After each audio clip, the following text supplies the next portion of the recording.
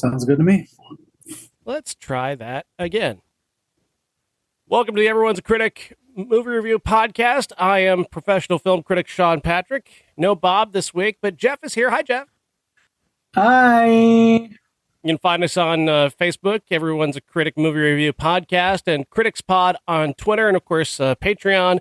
Just search Everyone's a Critic, and you can join our Patreon there. And of course, Bob has access to all of your reviews, so if you're saying unkind things, you know, you're really hurting his feelings.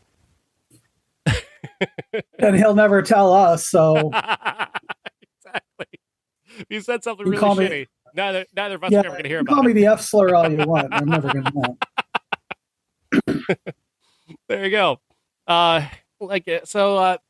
Couple of movies to talk about this week. We're going to be talking about the entirety of the Indiana Jones franchise, including the brand new Dial of Destiny. But we're going to start off talking about a movie that is among, if not the best movie of the year, called Past Lives, directed by Celine Song, written by Celine Song. And this movie is absolutely, utterly incredible. This movie blew my mind, just for its simplicity, its thoughtfulness, its just the beauty of the human spirit behind it. The story goes here that a character played by Greta Lee and a character played by Tae Yoon grew up together in Korea. They were as close as they could be. Even their mothers had them even go on a date together. And there's this element of Korean parents kind of having this idea of who their child might be with one day. And they're very close. They finds out that, of course, that she is leaving. She is moving to the United States. Her family's moving to the United States. And she sort of tells him this rather bluntly without kind of preparing him for it. And he's a little hurt by it. And they sort of part on not negative terms, but just not on the terms they would have both hoped for, I imagine. They reconnect about 12 years later over social media. She finds out that he was looking for her, and she was looking for him, just kind of on a whim, on a conversation with her mom.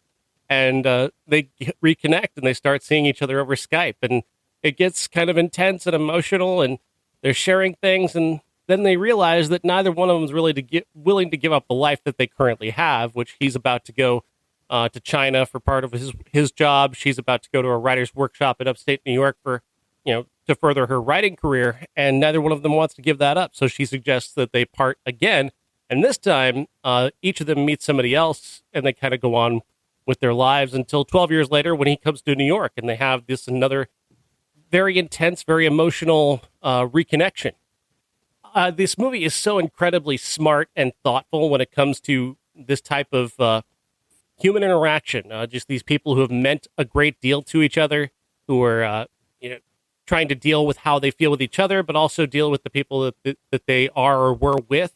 It's an incredibly sensitive, smart, yet still very sweet and kind of funny at times movie that is about three mature adults having a mature conversation between them that has a lot of resonance and emotion and romance. And I love this movie. It's right up there with Beau is Afraid for me, Jeff. Wow. I actually wanted to see it. I went and saw Indiana Jones on Thursday, and a friend of mine was like, "Oh, let's go to a movie on Sunday morning." And I said, "Okay, sounds great. What do you want to see?" And I, of course, said Past Lives, and she said, "Oh, I can't wait to see Indiana Jones." And I was like, "Oh, I saw it." She goes, "Well, it's my treat, so let's go see that." So, so I did not get to see this. I feel bad for you. This is up there. Like, I had to really think about whether or not Beau is Afraid is my number one or this. Like, it's that they're neck and neck, and it could shift either way as this goes along. Because, like I said, this movie is incredibly smart, and these characters are so relatable. And it doesn't do the typical things that you expect of a movie like this, where the husband is supposed to get super jealous and angry, and it's supposed to cause problems. And we've seen that in much lesser movies. This is about three mature adults who are having this very important conversation, and also just having a conversation about a sort of a spiritual conversation. There's this idea that they bring up in Korean culture called inyon, where anybody that you meet and interact with, even if you just brush past them on the street, it means you're connected to them in some way, either just in this brief moment or sometime in a past life, you had a meaning to each other.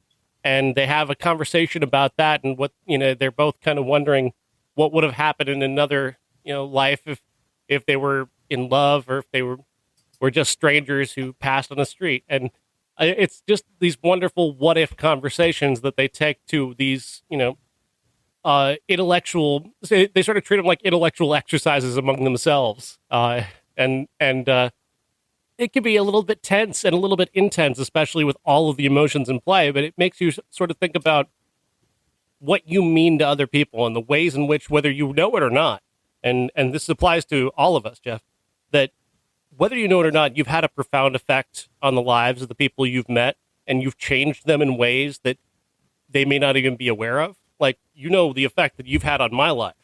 We've talked about that. I mean, you and I knowing each other as long as we have, not to get too deep on this, but like, I'm a better person because of you, and not because anything you did, not because anything you did intentionally, but just by being who you are. Have I stunned you into silence? No, I'm earnest emotion. Help! Ah! All the feels. No more feelings today. No, and likewise, I've known you your entire life, basically, but I'm glad the adult that you've grown into and grown past. Mm-hmm. So keep doing that. Yeah, definitely going to keep doing that. Yeah, that's what this movie makes you think about, and it's lovely to have that have a movie be that inspirational. It really hit home with me. So please, everyone, do see Past Lives. All right. I promise I will. Please, yes. I will buy you your ticket. Let's move on now to, of course, our main event. We're talking about the Indiana Jones movies. We're going to put Dial of Destiny at the end. So we're going to start with talking about the originals and then segue toward Dial of Destiny. So you're just going to have to wait to find out how we feel about that one. It's called a tease. In the business. Dun, dun, dun, dun, dun, dun, dun. What's amazing is that is so triggering to me, not in a bad way, but like in an emotional, nostalgic sort of way. Because just to briefly touch on Dial of Destiny, when I did hear that, I got emotional like I did when I saw Michael Keaton in the Batsuit again in Flash. But we'll get to that. Yeah. But Indiana Jones and the the Raiders of the Lost Ark is the first film from 1981, directed by Steven Spielberg, with Lawrence Kasden writing the screenplay, but George Lucas having a great deal of input as well, because he and Spielberg conceived this whole thing together, based upon the beach. Based on their love of afternoon serials, which are just these movies that played in like single screen theaters or double screen theaters back in the day. They were programmers, they were just movies that were they were serialized. So they were one led to the other, like kind of like a TV show before, or as TV was sort of developing. And they were always these very broad adventures. And many of them are considered lost media today, because there was really no need to preserve many of them. But they were inspiring to both Lucas and Spielberg, and they grow up to want to make a movie like that. But being that Spielberg is so incredibly talented, he's taken that idea and elevated it here with the character of Indiana Jones. And what I love about this, what stands aside from those old serial programmers that were not terrible in many ways, but like just very basic, is that Harrison Ford is playing against the type of actor that played in those movies, who is like, if he had given into the kind of emotionality that both Spielberg and Lucas, this nostalgic play, it could have gone over into parody.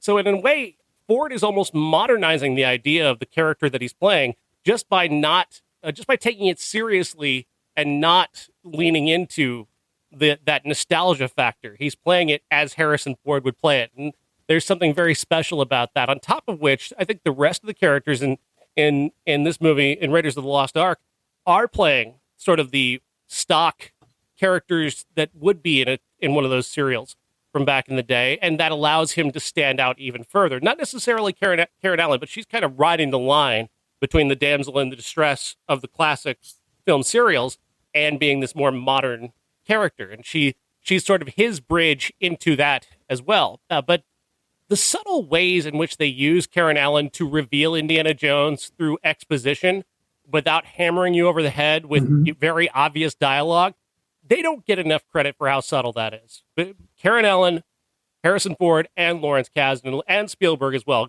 all deserve credit for not making that so thuddingly obvious. Like Karen Allen stopping down to say, "You were here, and this is what our relationship is." Like, they don't do that. They have action reveal their relationship. They have the tension between them reveal their relationship. It's so skillful. Yeah, some of the dialogue is like right out of some of those 30s movies. I just recently watched It Happened One Night, and it after rewatching all the Raiders movies, I was like, wow, that's really did nail that kind of Clark Gable, Claudette Colbert dynamic without going into parody. And I really appreciated, like in those movies, like the African Queen and things like that, the women in them were not damsels in distress. She was very much, Karen Allen was very much like Katharine Hepburn or Joan Crawford, that she was plucky and she could get it done herself, but she just happened to be caught up in Indiana Jones's stuff, for lack of a better word. You know what I mean? She was capable. And it was almost like she almost took a step back when he came back into her life. And when she had to do the saving a lot of the times, and I really appreciated that. That was where I got the 30s serial vibe. I also, there's another thing, like there's a modern trend now where like female characters, the strong female character of sort of the trope, has to be the gal who can drink all the guys under the table. And it doesn't feel like a cliche here because she's the one who did it kind of first, that where they have that scene. Like she's the one who set that tone that has since become the strong female character trope since then. That I find so I saw it recently and it was very tiresomely presented, and it's not tiresome here, and I just love that. I love a lot of things about this movie. The opening set piece is spectacular with the idol and the rolling rock and the Alfred Molina. That's all just so cool, and there's a sense of humor and lightness to it, even as obviously we're watching a couple of guys get brutally murdered. We don't actually see the brutal murder, but there's bodies, there's skeletons around. Like there's scary elements, but there's still this lightness, and I think a lot of that also does come from John Williams' score, which never allows the movie to feel too scary or untense, less than tense. It's this perfect bridge between this lighthearted tone and being able to be serious when it needs to be serious.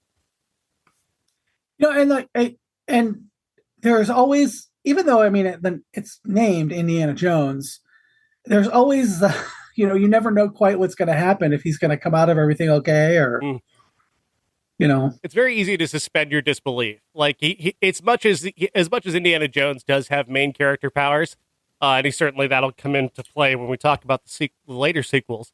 It never feels that way in the early movies because I think Steven Spielberg is so skillful about the way he presents action and the way he's presenting this story.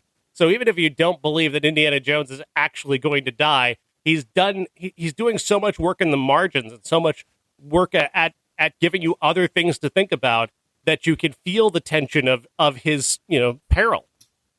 Yeah. Yeah, he always has that look in his eye when something happens that he's just like, I can't believe I just got away with that. Yeah. So. Absolutely. Yeah.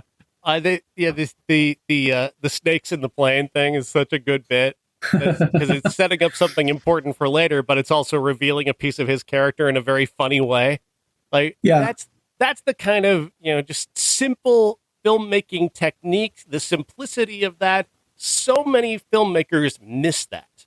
Like, and lesser filmmakers, 80% of the filmmakers especially I sit through, because I see more movies than most people, will just have a character say, you know what, I'm afraid of snakes. And then later on, there's a snake.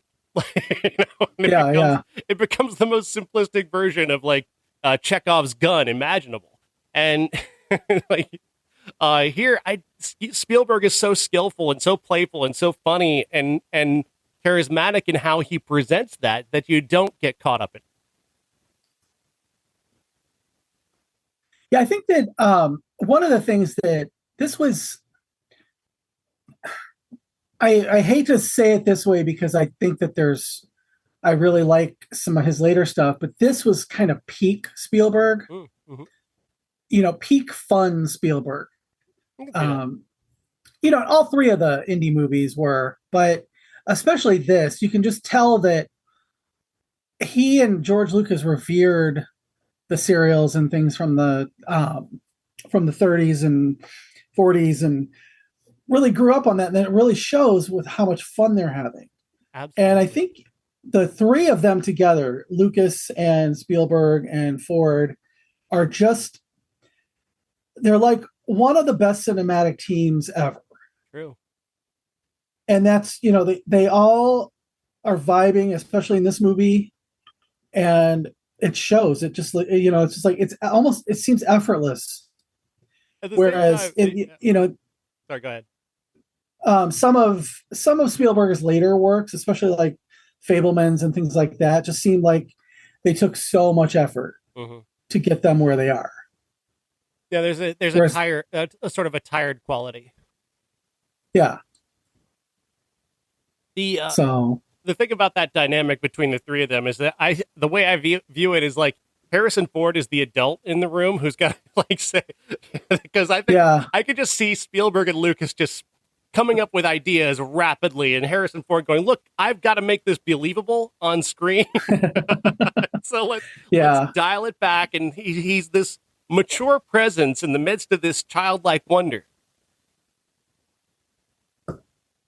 Yeah, he just, he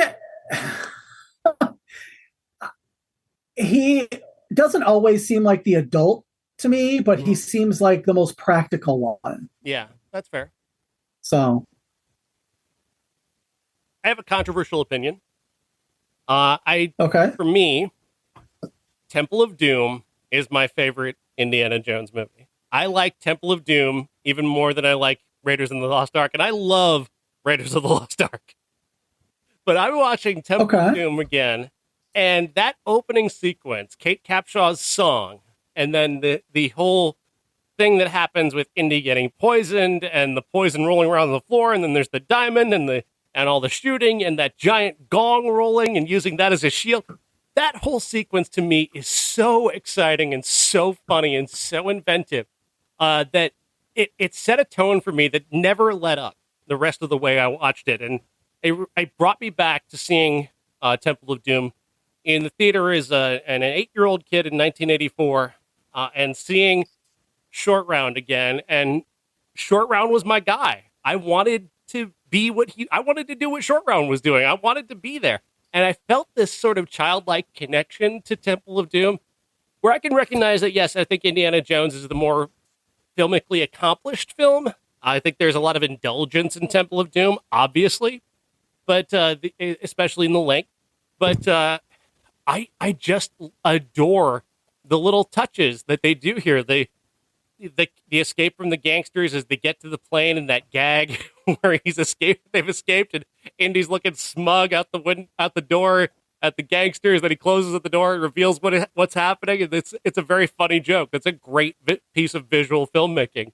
And the drop from the plane in that rubber boat. I know it's probably not practical, but it works for me. It's so exciting and so silly that it's kind of like a Fast and the Furious moment for me because I love the silliness of those movies. And I think that's a very silly thing. And the silliness of Temple of the Doom, the playfulness of Temple of Doom, I guess, is what really gets me every time. And it lasts even as we get into the more serious stuff about voodoo and ripping out a heart and that kind of stuff, child slavery. I'm still feeling sort of that giddy thrill of Temple of Doom all the way through. And that's really, I don't know if I can even be objective about why I like it more than any other Indiana Jones movie. I found, after I rewatched it again, and I like Kate Capshaw as an actress and as a person. Willie drove me the fuck out of this movie, though. Mm-hmm. It's one thing. It's one thing to be like, "Oh my god, oh everything is so terrible. Oh, I hate everything about you," and eventually, you just got to be like, he's got to sit her down and say, "Look, you're either here or you can just go off on your own," and blah blah blah. And then she has kind of the come to Jesus moment, but her whole character just bothered the shit out of me. And I realized that this is a prequel to Raiders. Right, I realized that it takes place earlier, and he was probably a lot more callous, and I think that didn't come across. I would have just put her out.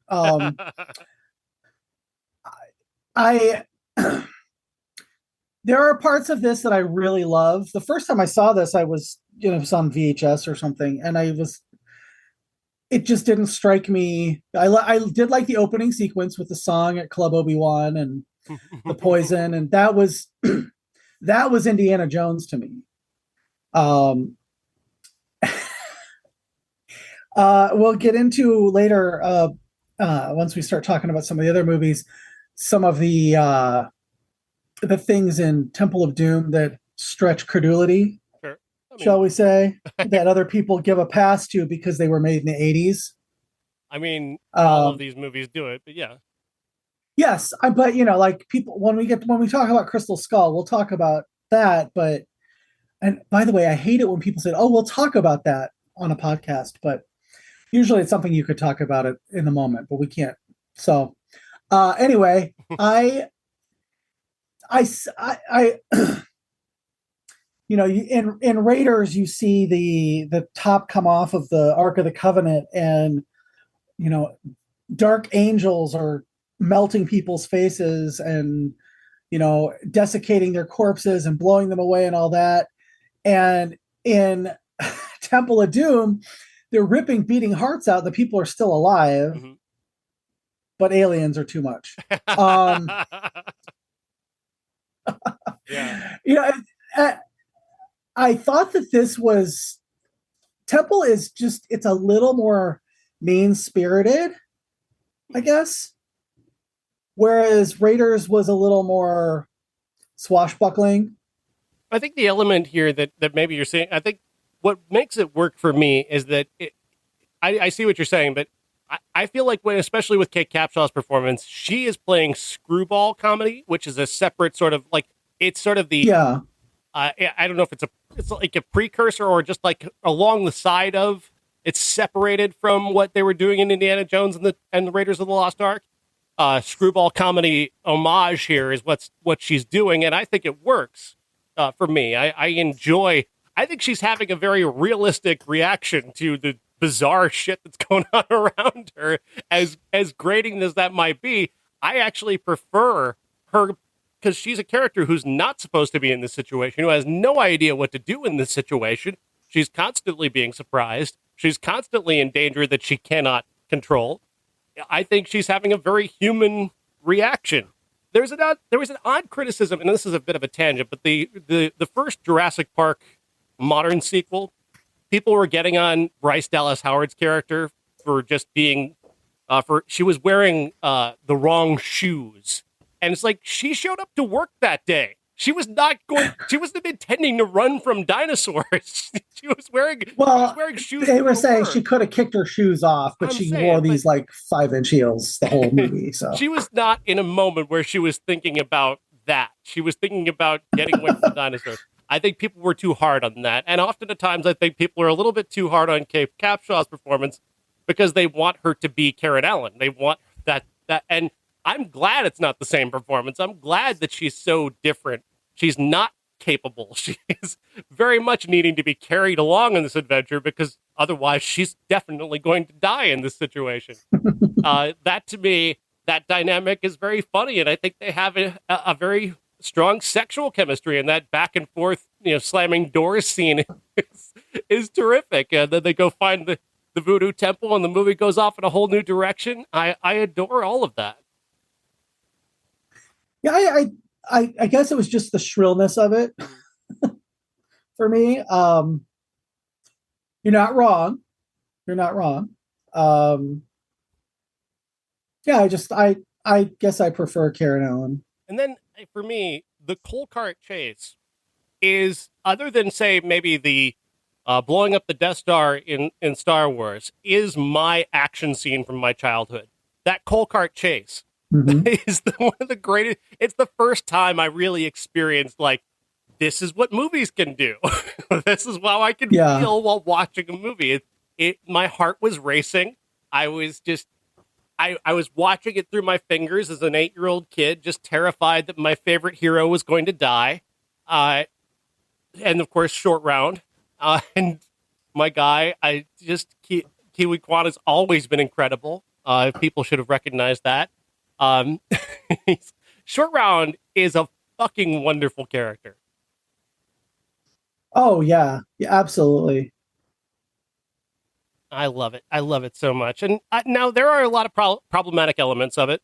I wrote about this that I understand if this is a movie that if my enjoyment of this bothers people, I get it. And I apologize if this is harmful to people in any way, because I understand why you would feel offense here. I don't think that this movie was made with that kind of intention.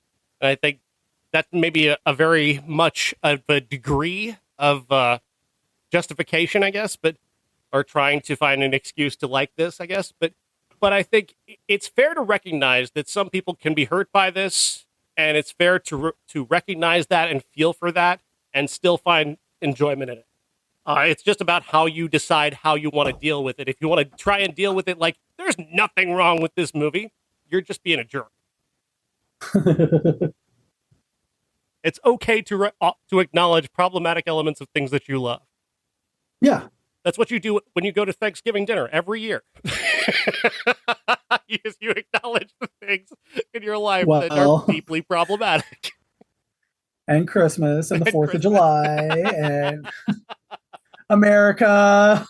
Anytime you're seeing that extended family that are still wearing, hats of a particular color. I can't even go to Five Guys anymore because the red hats are just like, oh God, wait, no, that's your uniform. Okay. I'm just saying. Yeah, I love Temple of Doom. I love it. It makes me, it's like a movie that makes me feel like an 8-year-old child again. And that probably blinds me from being fully objective about its many, many issues. That's how I feel about Debbie Does Dallas. I'm just kidding. Like I'd watch straight porn. There are threads you can pull. There are threads you can pull on Raiders. How did Indiana Jones know to close his eyes at the end? I don't know, but I bought it. He sounds authoritative, and it makes sense in the moment. It could be just an instinct on his part. I don't know, but I bought it. You have to decide how you feel about that. But I don't feel like pulling threads on either of these two movies because I enjoy them for so many reasons.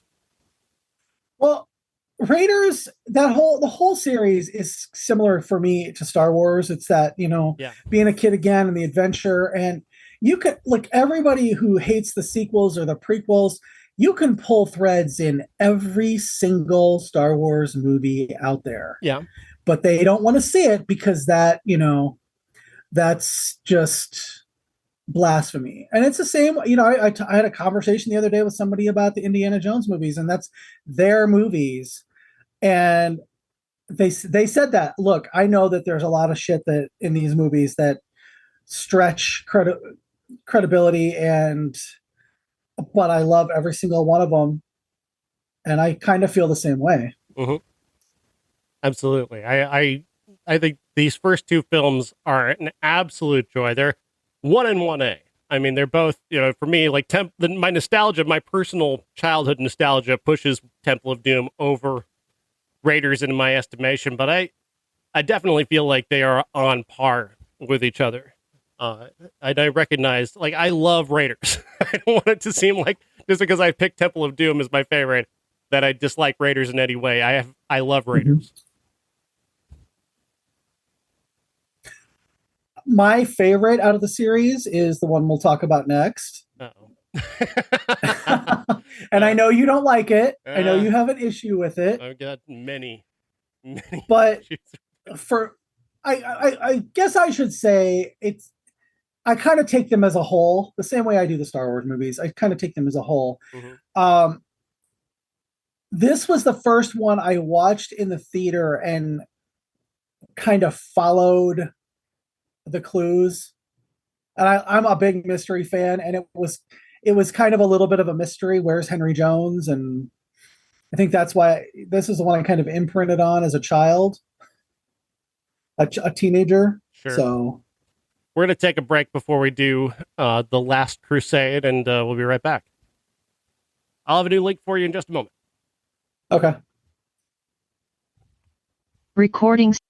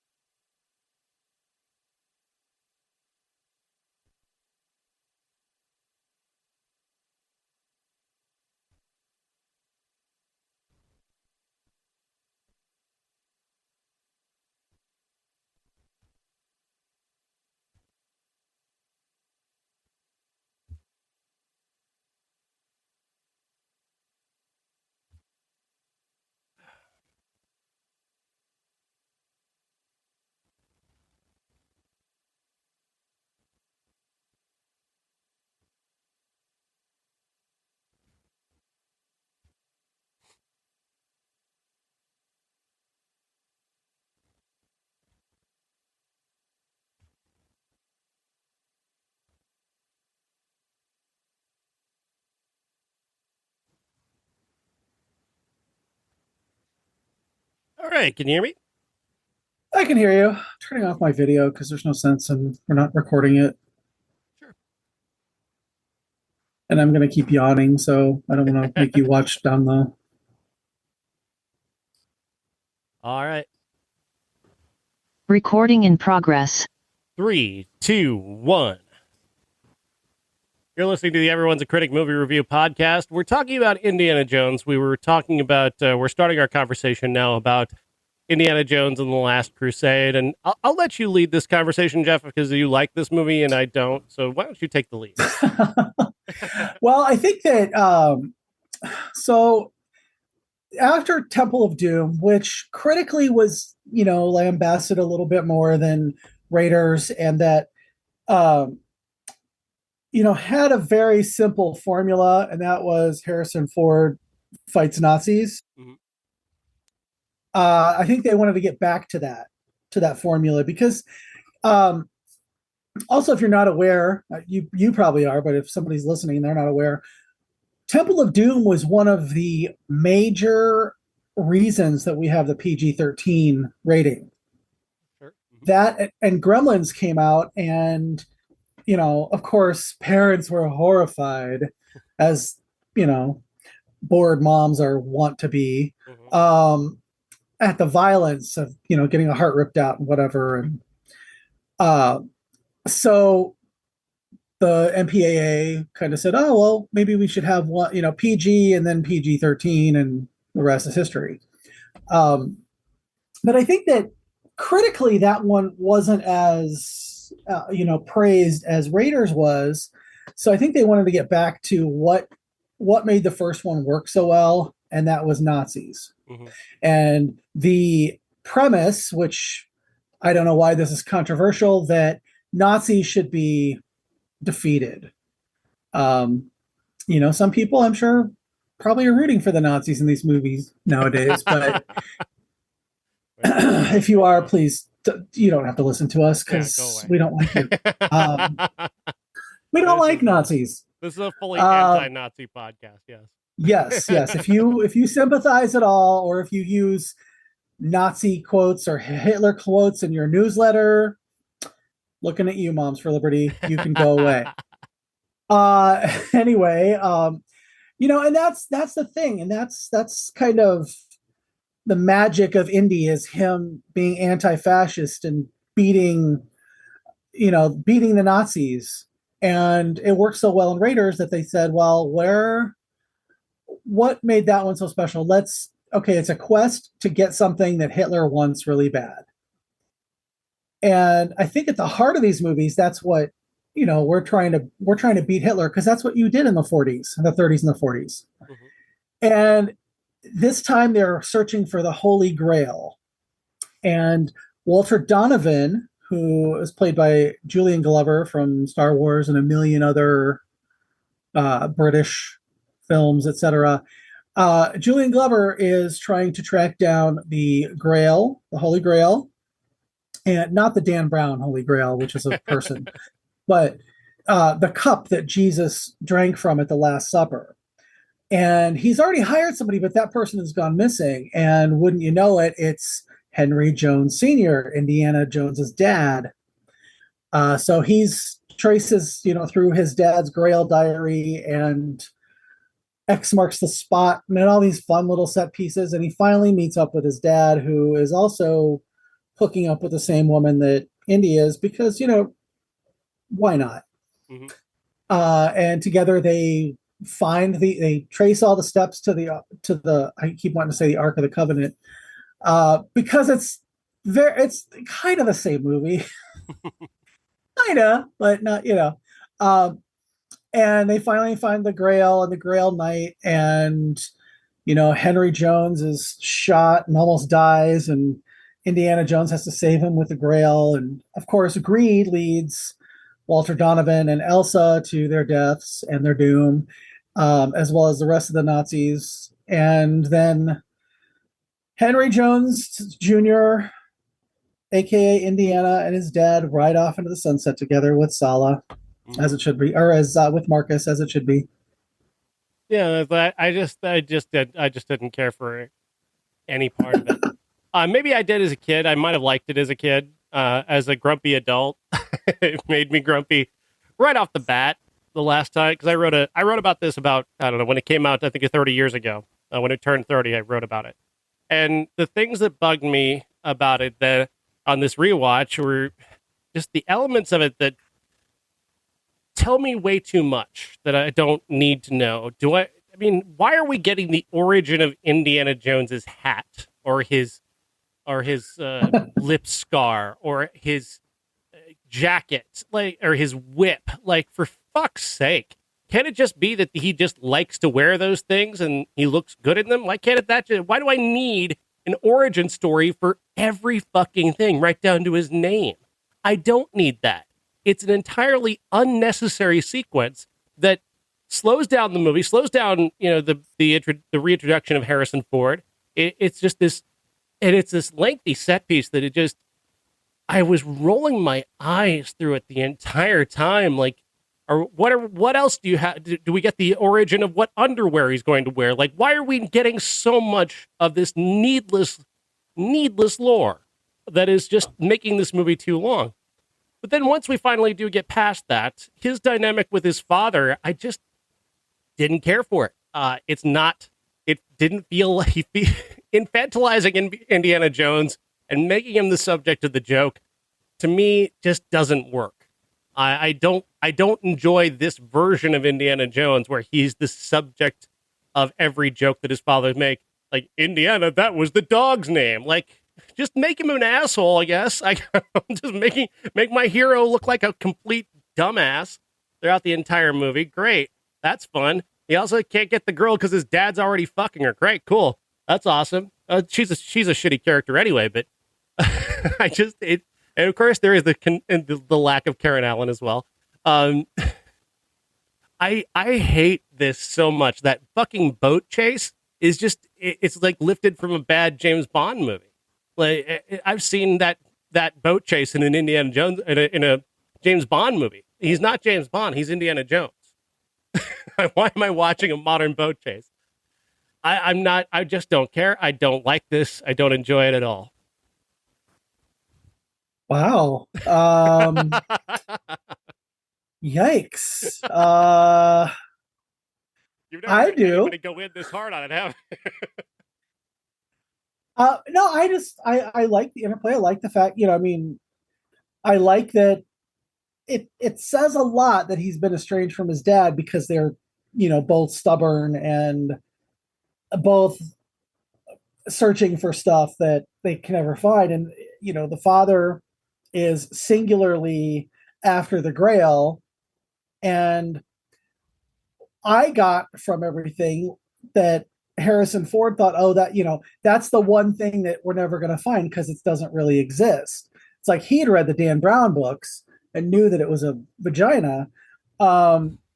Whereas, Henry Jones is just like, that's his singular focus through his life. I liked the River Phoenix scenes. I thought it was fun.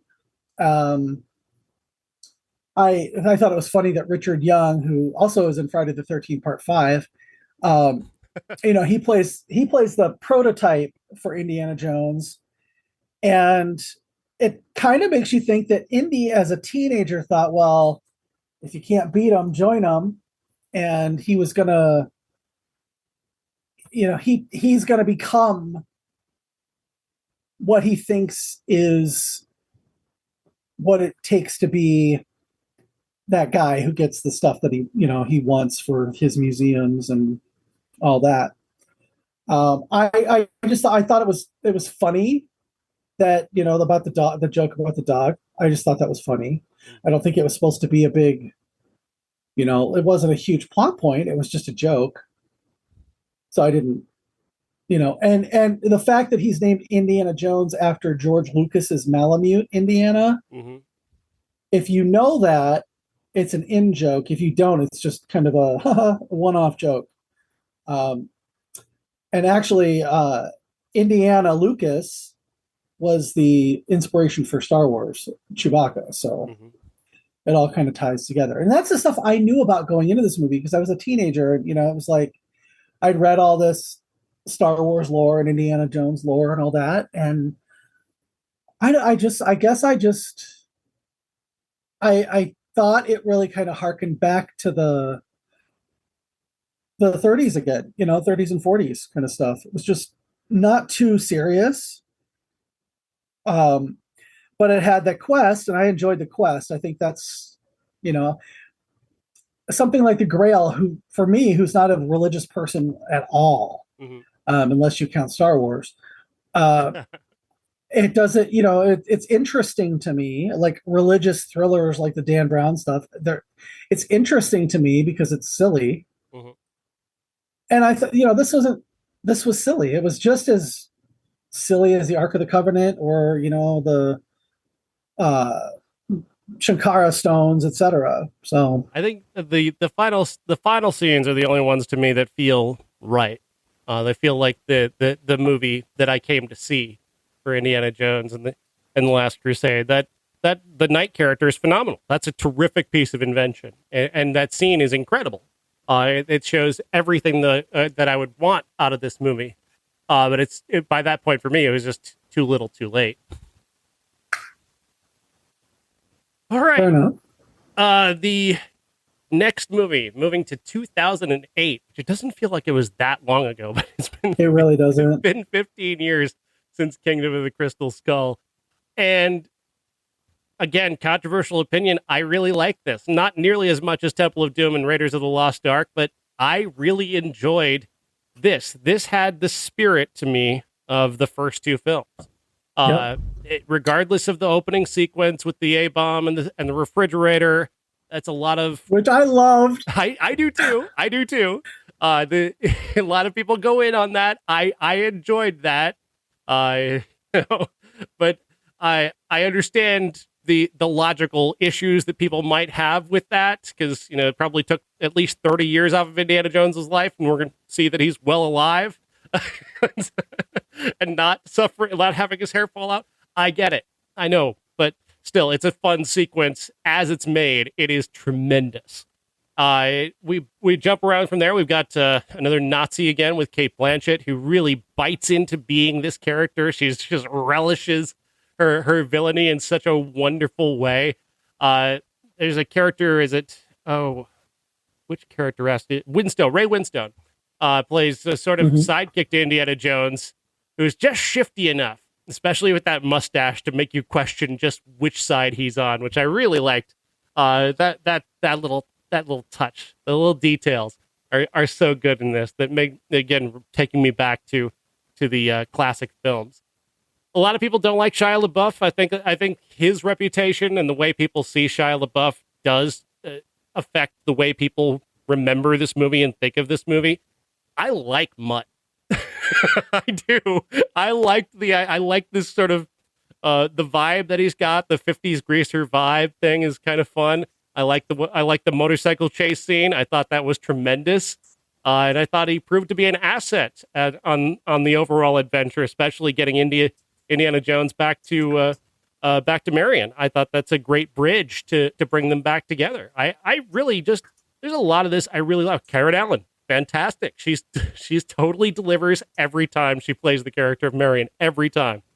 I really had a great time with Kingdom of the Crystal Skull, and I didn't mind the aliens. Again, to your point, like we're talking about Temple of Doom is about voodoo characters. I mean, we've got, the original film is about, the angels from hell or whatever are coming out of the earth and killing people.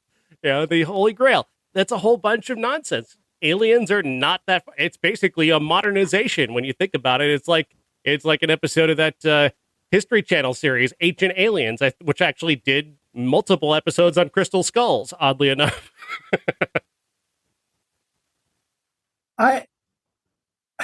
This felt, it had the spirit yes. of Indiana Jones to me. It was I'm gonna talk about Dial of Destiny and the issues that I had the first watch. But this just had the spirit of it, and it really immersed you in the 50s. We're in the 30s and the 40s in the first three movies, but this really did have, the sense that the time was starting to get away from Jones, and he was starting to have to kind of come into modernity a little more. Yeah. And how he was going to navigate that with this punk kid who, Indiana Jones is a teacher. Right. He's a professor, and he's always, trying to impart his wisdom on people. But this kid isn't kind of somebody he knows he's not going to be imparting wisdom on. And then when he finds out later that, oh, it's his son, he changes his, the tone and the way he talks to him completely. And that to me was kind of him waking up to the fact that time is moving past him, and there's less less ancient relics to find that are important to people, and what sets us up for the future are flying saucers and aliens and things like that. Mm-hmm. And it's not a secret, the Cate Blanchett at the beginning, she's trying to find the alien for Russia. She's, Mm-hmm. and we've moved from Nazis to Russians because of the Cold War and the nuclear arms race and things like that.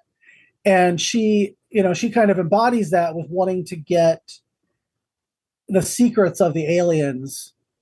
And you think it's so that she can give them to, I don't know who, at the Khrushchev at the time, maybe, to win the space race and all that. And then it's actually, she wants it for herself because she believes that she's, part alien because she can see the future. Mm. So again, I really enjoyed it. It's an awesome performance. Cate Blanchett's amazing. She's again, it's over the top, but in all the right ways. She is in the spirit of an Indiana Jones villain. She's in the spirit of the guys who got their faces melted, and in the spirit of and Ra and all these characters. She's right there, and I love that. Yeah. Dial of Destiny, the brand new Indiana Jones adventure, takes us to multiple different time periods, I guess, because we have to go back to the World War II time period to open it, to introduce the Dial of Destiny, and then, of course, most of the movie is set in 1969 with this character played by Mads Mikkelsen, who's a former German scientist now working with with NASA, which is based on a true story in that way. And we did have Nazi scientists helping us get to the moon. It's okay to acknowledge that. It's a problematic thing that happened. His thinly veiled Werner von Braun.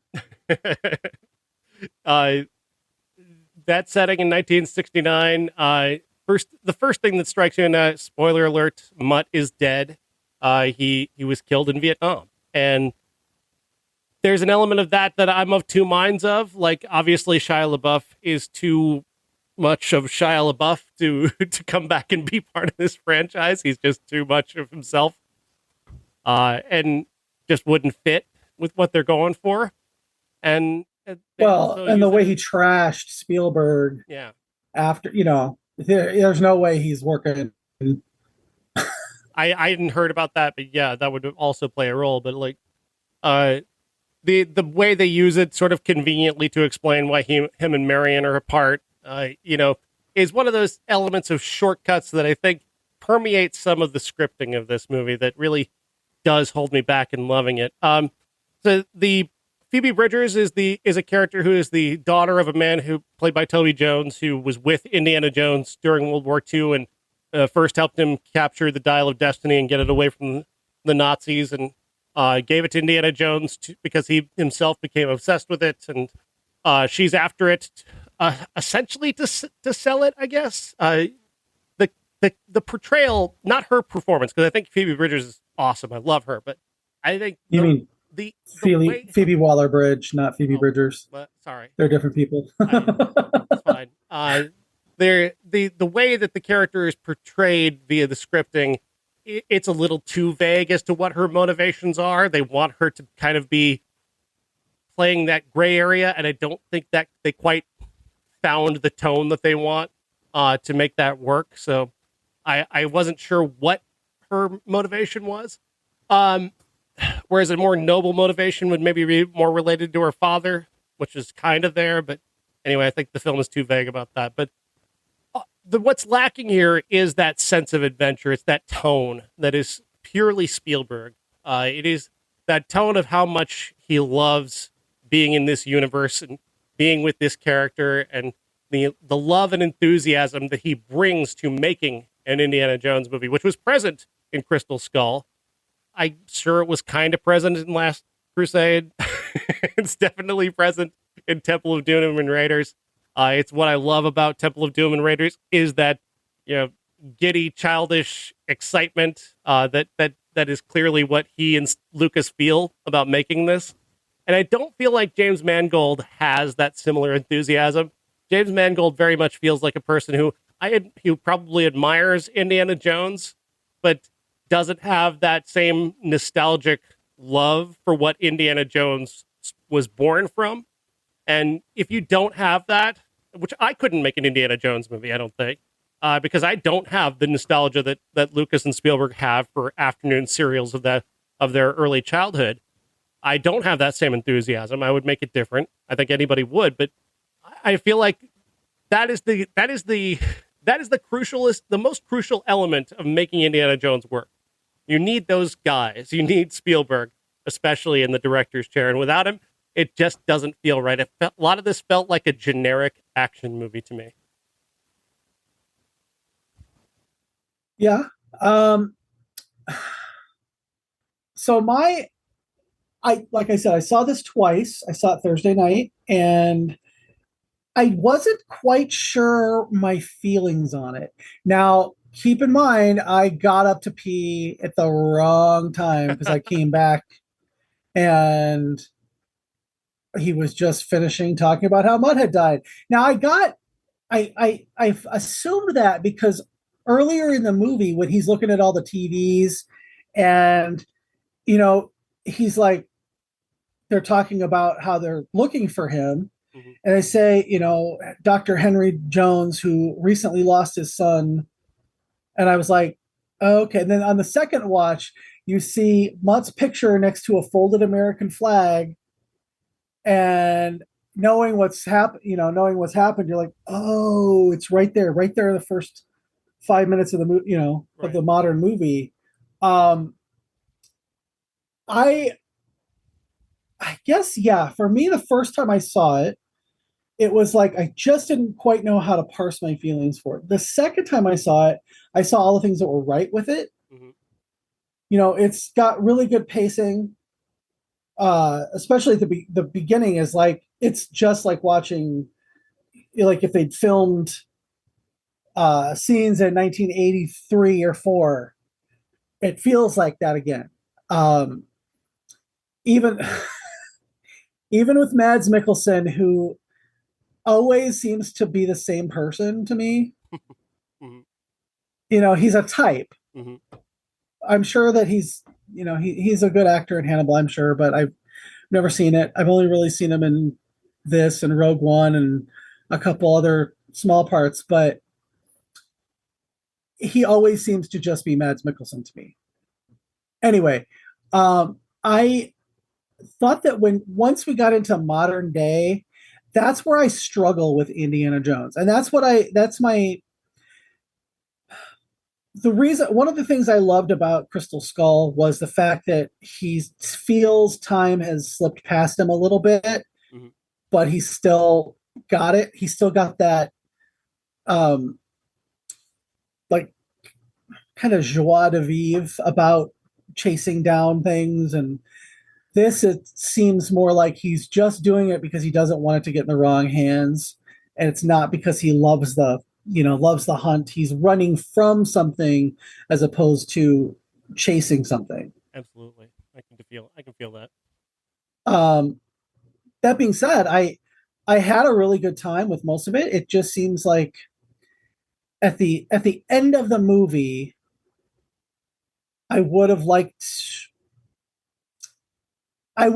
the prologue to have been about how he and Marion were fighting and, they were going to split up because of Mutt's death.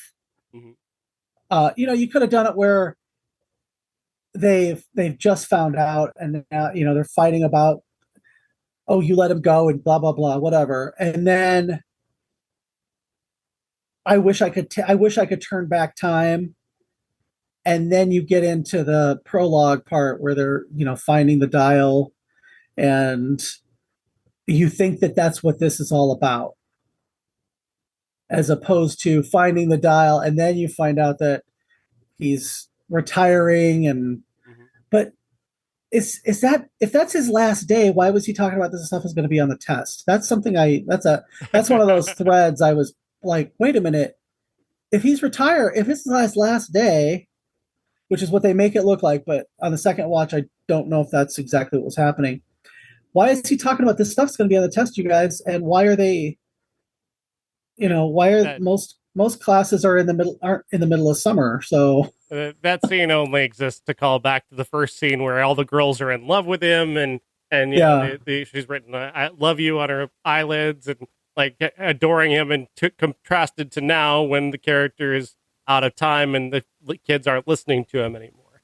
That's the only reason that scene exists, and that to me is not enough justification for the scene to exist.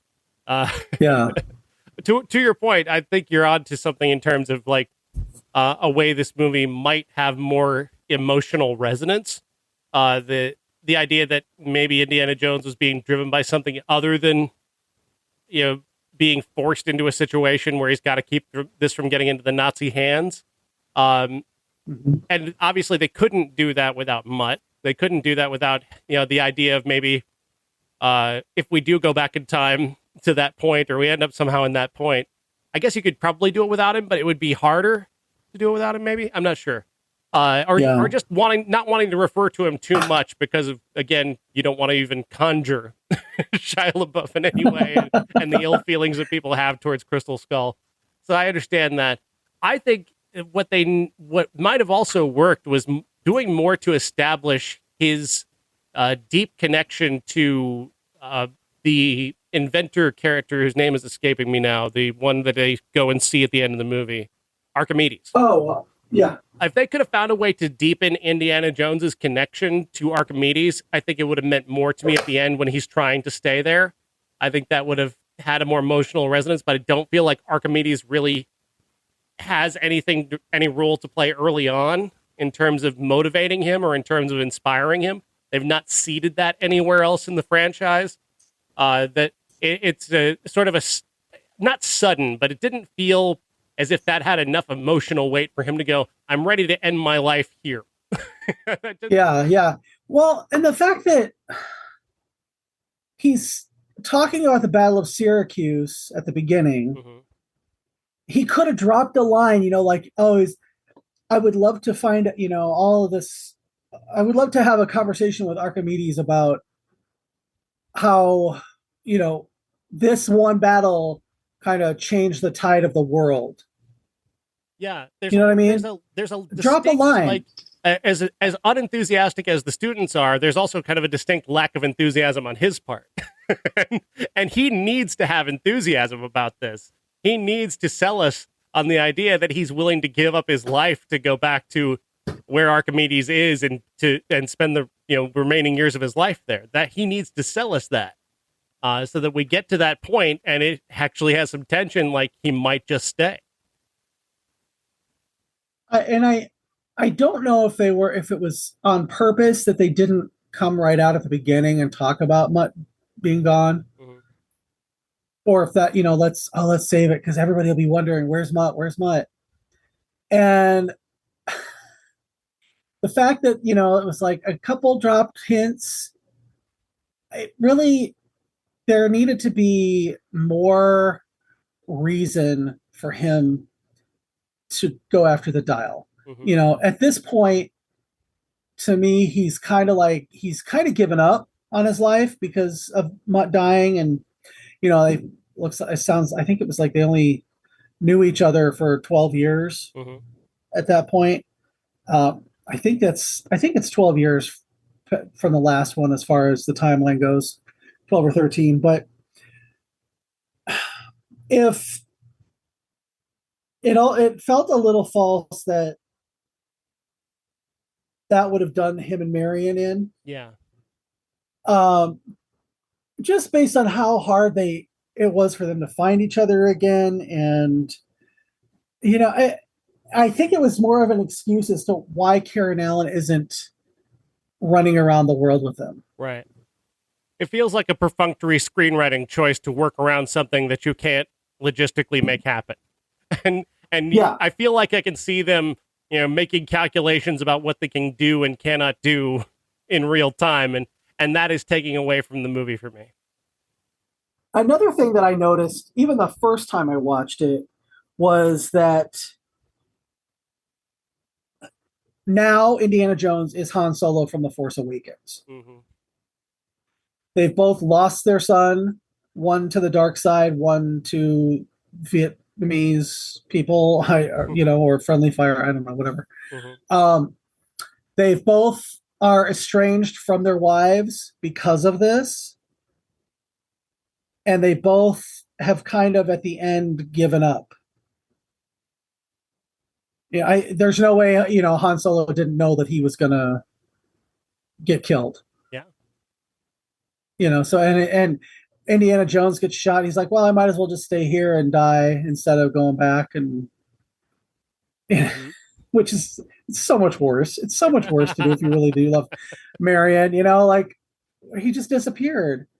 And she'd always wonder where he was.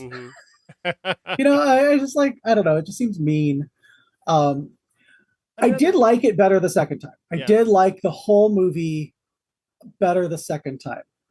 And I think that's how I was with Crystal Skull as well. Yeah. The first time I saw it, I wasn't quite sure how to take it because it was so tonally different for a big part of the movie than the other three. Right. But then once I watched it again, I was like, no, you know what? It's just an evolution of the character.